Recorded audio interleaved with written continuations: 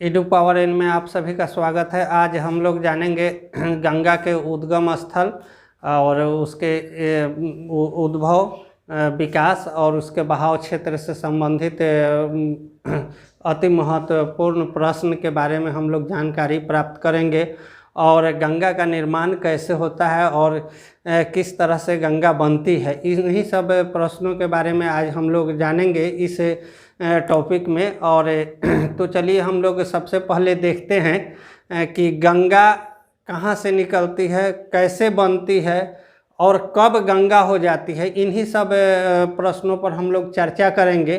तो किसी भी नदी, ज़्यादातर नदियों का निर्माण जो होता है हिमानी से होता है, ग्लेशियर से होता है। तो वो ग्लेशियर जब पिघलते हैं तो वहाँ से क्या होती है, नदी का निर्माण होता है और नदी क्या होते हैं वहाँ से निकलकर उनका उद्गम स्थल होता है और निकलकर आगे की ओर बढ़ते हैं, मैदानी भाग में आते हैं। तो चलिए अब हम लोग चर्चा करते हैं इससे संबंधित महत्वपूर्ण तथ्य।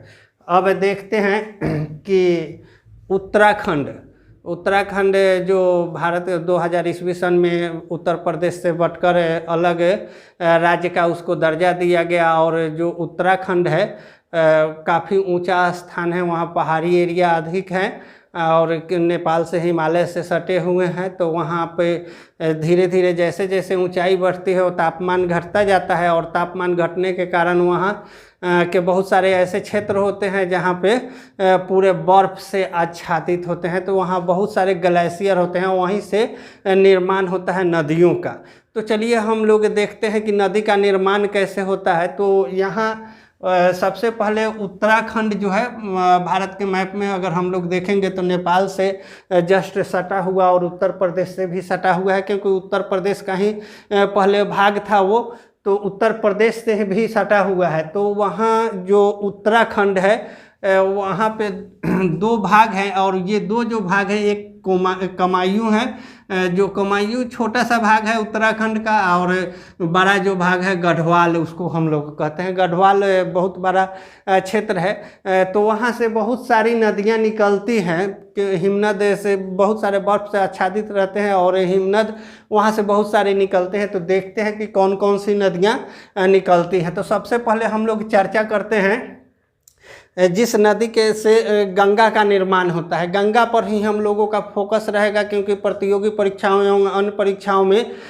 गंगा से संबंधित बहुत सारे प्रश्न पूछे जाते हैं और गंगा के उद्गम स्थल से भी संबंधित प्रश्न पूछे जाते हैं। तो आप लोग वीडियो पर बने रहिएगा और स्किप नहीं कीजिएगा और इससे बहुत महत्वपूर्ण जानकारियाँ आप लोगों को प्राप्त होगी।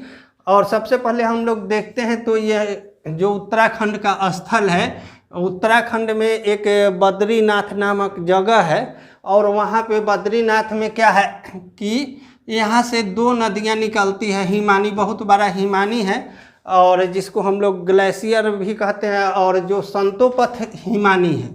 क्या है, संतोपथ हिमानी है। और संतोपथ हिमानी से हिम जब पिघलता है, बर्फ जब पिघलता है तो वो क्या करता है, नदी का निर्माण करता है। तो बद्रीनाथ में क्या है, संतोपथ हिमानी, और यहीं से ये दो नदियाँ निकलती है। एक नदी निकलती है विष्णु गंगा, एक नदी क्या निकलती है, विष्णु गंगा, और एक नदी निकलती है धौली गंगा। ये दो नदियाँ निकलती है कहाँ से, संतोपथ हिमानी से। ये संतोपथ हिमानी जो है बद्रीनाथ के आसपास है और वहीं से ये दो नदियों का निर्माण होता है।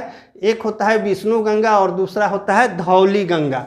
ये दोनों नदियां यहाँ से निकलकर अपने उद्गम स्थल से निकलकर क्या करती हैं कि आगे आकर ये यहाँ दोनों मिल जाती हैं, जैसा कि फिगर में भी दिखाया गया है मिलते हुए। तो यहाँ पे मिल जाती है, इन दोनों नदियों का मिलन होता है। तो जहाँ पे दो नदियाँ मिलती हैं उसको हम लोग का क्या कहते हैं, प्रयाग कहते हैं। जहाँ पे भी दो नदियाँ मिलेंगी उस स्थल को, मिलान स्थल को हम लोग क्या कहेंगे, प्रयाग कहेंगे। तो प्रयाग कहने का ही अभिप्राय हो जाता है कि वहाँ दो नदियों का मिलन स्थल जो होगा वो प्रयाग होगा। तो यहाँ भी दो नदियाँ मिलती है, इसलिए ये प्रयाग का निर्माण कर देती है। इसको हम लोग क्या कहते हैं विष्णु प्रयाग कहते हैं इसको हम लोग। जहाँ पे ये विष्णु गंगा और धौली गंगा मिलती है वो क्या, उसको हम लोग क्या कहते हैं, विष्णु प्रयाग कहते हैं। अब हम लोग आगे चलते हैं, देखते हैं ये जो नदियाँ मिलती है दोनों, तो दोनों नदियाँ मिलती है और दोनों की गहराई क्या हो जाती है, सेम हो जाती है, यहाँ बराबर हो जाती है। तो भूगोल में, ज्योग्राफी में जैसा कि यह मानना है कि जब दो नदियों की गहराई समान हो जाती है और एक साथ मिलती है तो वहाँ से एक नदी का नाम अलग हो जाएगा, तीसरा नदी का नाम बन जाएगा। तो यहाँ क्या होती है, विष्णु गंगा और धौली गंगा दोनों मिलती है, लगभग इनके गहराई क्या हो जाते हैं, समान हो जाते हैं। इसलिए जब ये आगे चलते हैं तो ये दोनों नदियाँ क्या हो जाती है, उनका नाम बदल जाता है, उस नदी का नाम हो जाता है अलकनंदा। इसके आगे जो क्या हो जाता है नाम, अलकनंदा। अब यहाँ से क्या होगी, अलकनंदा नदी चलने लगेगी। अलकनंदा नदी बहुत लंबी नदी है और गहरी भी है और इसका बहाव क्षेत्र भी काफ़ी बड़ा है। अब हम लोग इस अलकनंदा के बारे में जानेंगे कि अलकनंदा की सहायक नदियाँ कौन कौन सी है और कौन कौन सी नदियाँ अलकनंदा में आकर मिलती हैं। तो सबसे पहले विष्णु प्रयाग। अब हम लोग जब आगे आते हैं, आगे देखते हैं तो यहाँ एक नंदाकिनी नदी जो उत्तराखंड की ही एक महत्वपूर्ण नदी है और ये नदी क्या होती है कि आकर अलकनंदा में यहाँ पे मिलती है। अलकनंदा में जहाँ मिलती है तो फिर यहाँ क्या हो गया कि दो नदियों का मिलन हुआ, तो यहाँ भी एक प्रयाग का नाम हुआ, नया प्रयाग बन गया। उसको हम लोग, क्योंकि नंदाकिनी नदी मिलती है इसलिए इस जगह का नाम हो गया नंद प्रयाग। इसको क्या कहा गया, नंद प्रयाग। लेकिन अब अलकनंदा का बहाव क्षेत्र काफ़ी ज़्यादा था और गहरी नदी थी, तो नंदाकिनी नदी समाप्त हो गई और अलकनंदा आगे की ओर चलती रह गई। आगे जब अलकनंदा आती है तो क्या होता है, कर्ण प्रयाग में एक पिंडार जो है, उत्तराखंड के यहाँ एक नदी है जो पिंडार नदी, फिर से इसमें आके क्या होती है, मिलती है और यहाँ पर जब मिलन होता है तो फिर यहाँ प्रयाग का निर्माण होता है और उस प्रयाग को हम लोग कौन सा प्रयाग, कर्ण प्रयाग कहते हैं। तो कर्ण प्रयाग में ये आकर मिलती है और यहाँ एक कर्ण प्रयाग होता है और फिर यहाँ से आगे चलती है। अभी भी अलकनंदा काफ़ी गहरी है, बहाव क्षेत्र ज़्यादा है, इसलिए इसका नाम अभी भी अलकनंदा ही रहता है। आगे चल के फिर जो उत्तराखंड है उसके दक्षिण साइड से क्या होता है, नदी एक केदारनाथ नामक जगह है, केदारनाथ है जो काफ़ी प्रसिद्ध है और वहाँ जो धार्मिक लोग होते हैं दर्शन के लिए, केदारनाथ के दर्शन के लिए जाते हैं। वहाँ बहुत सारे हिमानी सब है और वहाँ हिमानी से ही निर्माण होता है। केदारनाथ जो जगह है वहाँ से एक नदी निकलती है जिस नदी का नाम है मंदाकिनी। जिस नदी का क्या है नाम, मंदाकिनी। यह मंदाकिनी नदी यहाँ से निकलते हुए आती है और यहाँ पे रुद्रप्रयाग जो एक जगह है, फिर नदी मिली तो यहाँ एक नए प्रयाग का निर्माण होगा, तो उस जगह का नाम क्या रख दिया गया, रुद्रप्रयाग। यहाँ पे क्या होती है, मंदाकिनी नदी आकर अलकनंदा से मिल जाती है और रुद्रप्रयाग बन जाता है। और इससे फिर आगे जब चलती है अलकनंदा, अभी भी क्या है, इसका गहराई अधिक है, इस कारण से इसका नाम अभी भी यहाँ भी अलकनंदा ही आगे बढ़ती है। अलकनंदा जब आगे बढ़ते रहती है तो फिर एक नदी उत्तरकाशी ग्लेशियर से, हिमानी से, वहाँ से एक नदी निकलती है और यहाँ से जो उत्तरकाशी जिसको हम लोग गोमुख गंगोत्री कहते हैं, वहाँ से एक नदी निकलती है जो बहुत बड़ी नदी है और वहाँ से निकलकर और ये क्या होती है, सीधा यहाँ आती है और यहाँ पे इस नदी को, जो नदी निकलती है यहाँ उत्तरकाशी में गोमुख से, उसको हम लोग भागीरथी नदी कहते हैं, भागीरथी नदी कहते हैं। और भागीरथी सिद्ध फिर जब यहाँ आती है, जब मैदानी भाग को बहुत बड़ा, ये जो है भागीरथी नदी मैदानी क्षेत्र को बहुत ज़्यादा टच करती है। यहाँ पे बहुत सारे मतलब यहाँ पे स्थलीय क्षेत्र अधिक हो जाने के कारण यहाँ जो है अत्यधिक जनसंख्या निवास करती है। तो अब इसके बारे में हम लोग चर्चा करेंगे। तो क्या होता है कि यहाँ उत्तर काशी से जब ये चलती है नदी भागीरथी, तो भागीरथी आगे आकर अपने साथ भिलांगना नदी को मिला लेती है।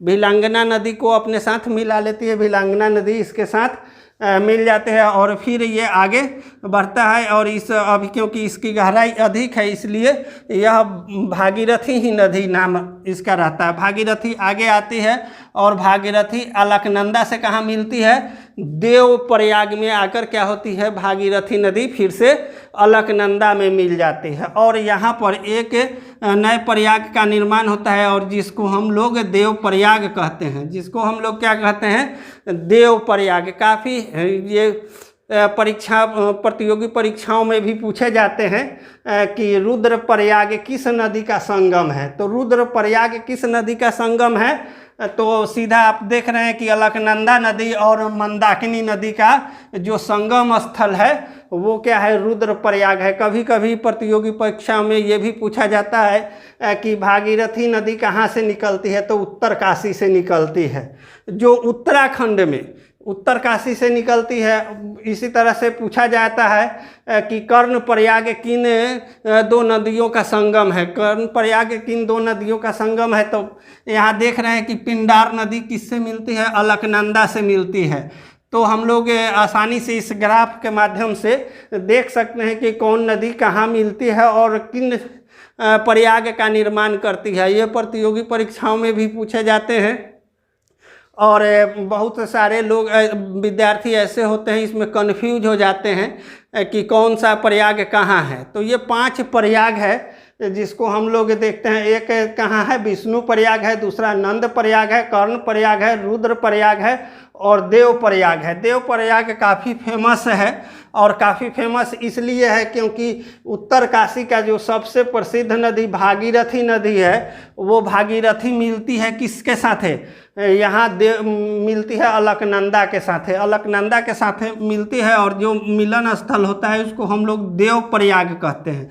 अब जब ये नदियाँ मिल जाती है तो अब इसके आगे क्योंकि यहाँ क्या होता है, इसका बहाव क्षेत्र, भागीरथी भी बहुत बड़ी नदी है और ये अलकनंदा भी बहुत बड़ी नदी है। दोनों जब मिलते हैं एक जगह संगम पर तो दोनों का बहाव क्षेत्र क्या हो जाता है, अलग हो जाता है, लगभग बराबर हो जाता है। लगभग इसकी गहराई जो होती है बराबर हो जाती है और भूगोल में जब भी नदियों की गहराई बराबर हो जाती है तो वहाँ से उस नदी का अलग नया नाम पड़ता है। तो यहाँ से जब आगे यहाँ से क्योंकि यहाँ दोनों की गहराई बराबर हो जाती है इसलिए इन दोनों नदियों का नाम चेंज हो जाता है और यहाँ से बन जाती है गंगा।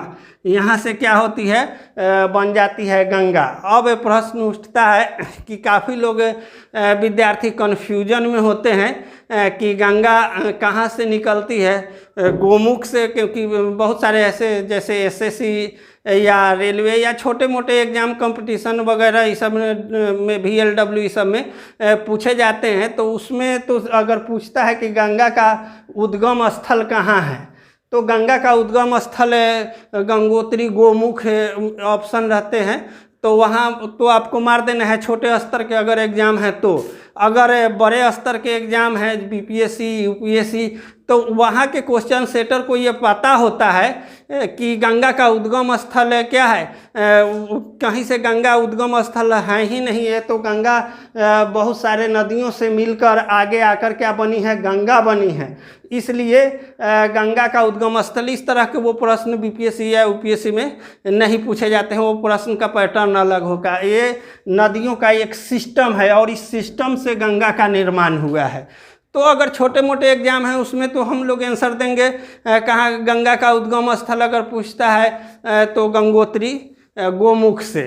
अब हम लोग इससे संबंधित 2-3 और जानकारियाँ प्राप्त करेंगे। सबसे पहले देखेंगे कि ये उत्तर काशी जहाँ से भागीरथी का निर्माण होता है, जो गोमुख है, यही गोमुख है, उत्तर काशी में ही गोमुख है, जिसको हम लोग एक गंगोत्री नामक एक जगह है वहाँ से ये नदी निकलती है भागीरथी। लेकिन ये बहुत सारे मैदानी भाग को, मैदानी क्षेत्र को टच, स्थलीय क्षेत्र को टच करते हुए आगे बढ़ती है और अलकनंदा में मिलती है। तो यहाँ के जो स्थानीय लोग होते हैं, जो उत्तरकाशी या उसके जो सीमावर्ती क्षेत्र के लोग होते हैं, तो यहाँ के निवासी लोग ये भागीरथी नदी को ही गंगा के नाम से पुकारते हैं। गंगा नदी के नाम से वहाँ गंगा कहा जाता है। भागीरथी नदी को ही क्या कहते हैं, गंगा कहते हैं। इसलिए आगे चल कर जैसे पश्चिम बंगाल में भी गंगा का नाम है जो है, आगे चल के पश्चिम बंगाल में जब गंगा जाती है और बंगाल की खाड़ी में जब गिरने लगती है, तो बंगाल से जब वो क्रॉस करती है तो वहाँ भी इसका नाम बदल जाता है, भागीरथी हो जाता है। तो इस तरह से हम लोग देखते हैं कि ये मेन जो है यहाँ भागीरथी नदी का उद्गम स्थल है और ये तटीय क्षेत्र होते हैं और यहाँ पे के लोग जो होते हैं इस भागीरथी नदी को ही गंगा के नाम से पुकारते हैं। इसलिए आगे चल के लोगों में ये कन्फ्यूजन उत्पन्न हो जाता है कि गंगा का निर्माण हुआ है। लेकिन गंगा का मुख्य जो है नदियों का एक पैटर्न है, इसमें बहुत सारे नदी मिलकर तब आगे आके गंगा का निर्माण होता है। उनका उद्गम स्थल न गोमुख है और ना वो गढ़वाल है, वहाँ कहीं नहीं है। इनका निर्माण एक नदी के पैटर्न से हुआ है, नदियों के पैटर्न से निर्माण हुआ है। अब यहाँ देवप्रयाग से चलेगी गंगा, देवप्रयाग से बन जाएगी गंगा। और गंगा जहाँ देवप्रयाग है वहाँ कौन कौन नदी मिली है, भागीरथी नदी और अलकनंदा नदी। अब इसके आगे ये जो चलेगी वो क्या हो जाएगी, गंगा। और गंगा के बहुत सारे सहायक नदी हैं और धीरे धीरे यह उत्तर प्रदेश में प्रवेश करेगी और उत्तर प्रदेश से होते हुए पश्चिम बंगाल से होते हुए ये बंगाल की खाड़ी में जाएगी। और इस रास्ते में भी बहुत सारी नदियां इनके साथ मिलेंगी जो गंगा के सहयोगी नदी कहलाते हैं। उन सभी के बारे में हम लोग नेक्स्ट वीडियो में जानकारी प्राप्त करेंगे। और अभी इसी से जुड़े कुछ महत्वपूर्ण तथ्य हैं उसके बारे में हम लोग जान जाते हैं कि भिलांगना नदी जो क्या है, भागीरथी की एक सहायक नदी है। और भिलांगना नदी, और भिलांगना नदी पर क्या है, एक बहुत बड़ा सबसे ऊंचा, भारत की सबसे ऊंचा अगर बांध बनाया गया है तो वो है टेहरी बांध। सबसे अगर भारत का पूछा जाए कि सबसे ऊंचा बांध कौन है तो टेहरी बांध है, जो वो कहाँ है, भागीरथी और भिलांगना नदी का जहाँ संगम है उसी जगह पर ये टेहरी बांध बनाया गया है। और इसके बैकअप सपोर्ट के लिए कुटेश्वर बांध भी बनाया गया है, क्योंकि जब भी कभी बहुत बड़ा नदी पर बांध बनाया जाता है तो उसके सपोर्ट के लिए पीछे, उसके पीछे भी बांध बनाया जाता है। और भारत की ये सबसे ऊंची बांध है। और कभी कभी इसमें कन्फ्यूजन लोगों को हो जाती है और प्रश्न पूछे जाते हैं कि विद्यार्थी में ये कन्फ्यूजन होता है कि भारत का सबसे ऊंचा बांध कौन है। तो कुछ लोग क्या करते हैं, प्रश्न में भाखड़ा नंगल मार देते हैं, कुछ लोग मार देते हैं क्या करते हैं, टेहरी बांध। तो देखिए यहाँ से एक छोटा सा कन्फ्यूजन है।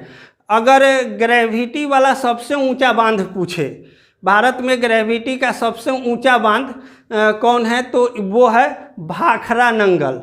भाखड़ा बांध है जो सतलज नदी पर बनाया गया है, पंजाब में सतलज नदी पर वो बनाया गया है भाखड़ा नंगल। भाखड़ा जो है एक बांध है और नंगल जो है उसके सपोर्ट बांध है, क्योंकि जैसे ही हम बताएं कि बड़े बांध का निर्माण होता है तो उसके सपोर्ट के लिए एक बांध होता है। तो भाखड़ा बहुत बड़ा बांध है और उसके सपोर्ट के लिए क्या है कि नंगल भी बांध एक बनाया गया है। तो भाखड़ा नंगल दोनों को मिलाकर लोग बोल देते हैं भाखड़ा नंगल।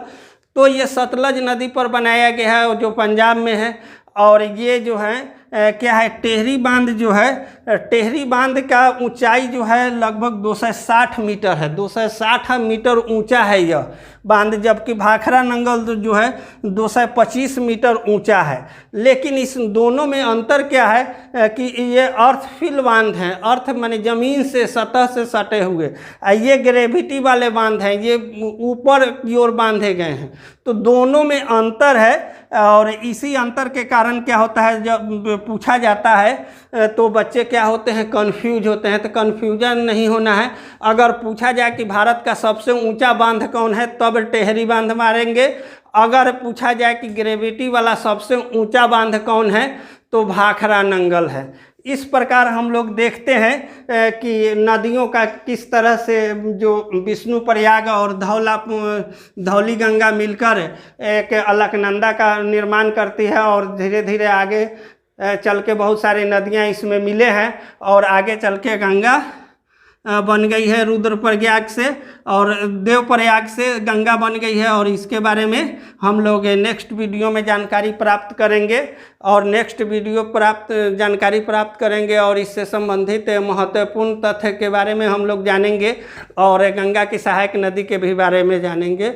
आज के वीडियो में यहीं तक। आज मेरे द्वारा बताई गई जानकारी आप सभी को अच्छा लगा होगा। इसके लिए थैंक यू, धन्यवाद। जय हिंद, जय भारत।